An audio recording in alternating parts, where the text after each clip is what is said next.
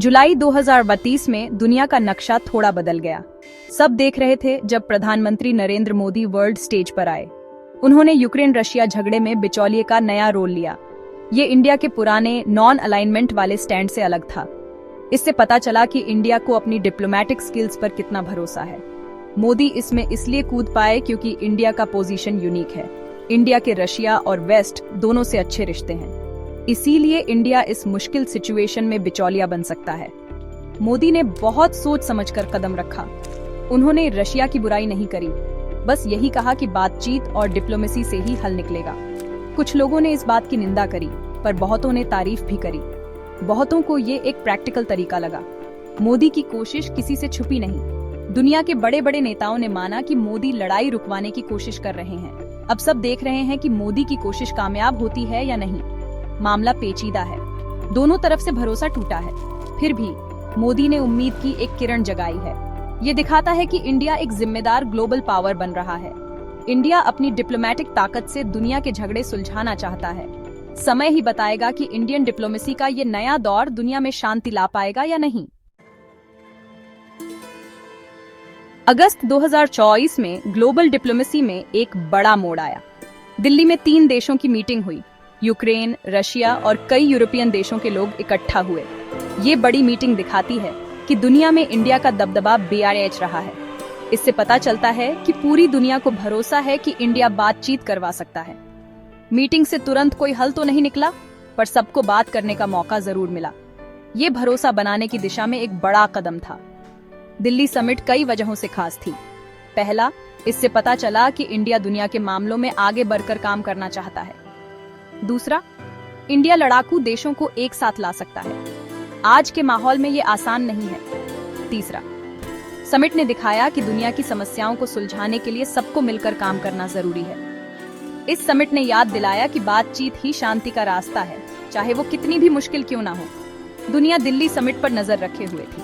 ये इंडिया के diplomatic skills का टेस्ट था। समिट का होना ही इंडिया की बढ़ती ताकत दिखाता है।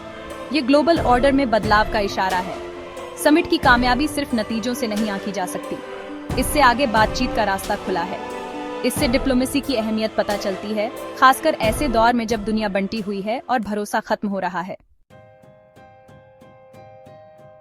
इंडिया एक तरफ इंटरनेशनल डिप्लोमेसी के पेचीदा मामलों को सुलझा रहा है, तो दूसरी तरफ रीजनल चैलेंजेस से भी जूझ रहा है। अप्रैल 2025 में पहलगाम में हुए खौफनाक हमले में 26 बेगुनाह टूरिस्ट मारे गए। इस घटना ने इंडिया और दुनिया को हिलाकर रख दिया।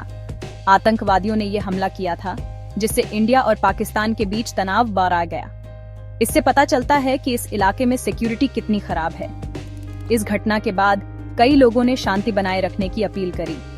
पीडीपी नेता इल्तिजा मुफ्ती ने इंडिया सरकार से कहा कि हालात खराब ना करें। उन्होंने मोदी के रशिया दौरे के समय कहे शब्दों को याद दिलाया, युद्ध का युग समाप्त हो गया है। मुफ्ती की अपील दिखाती है कि इंडिया को कितनी सावधानी से चलना है।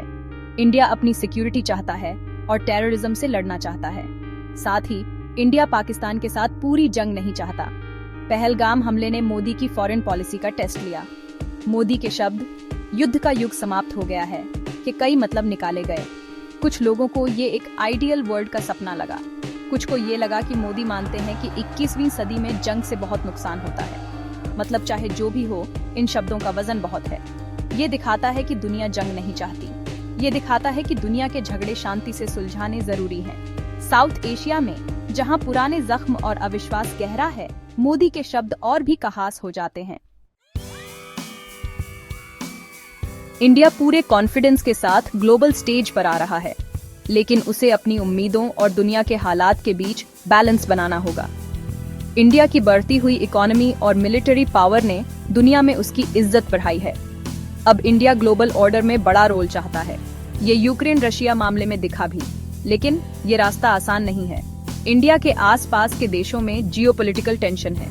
पाकिस्तान के साथ पुराना झगड़ा पहलगाम जैसे हमलों से और बियराज गया है, जिससे रीजनल स्टेबिलिटी को खतरा है।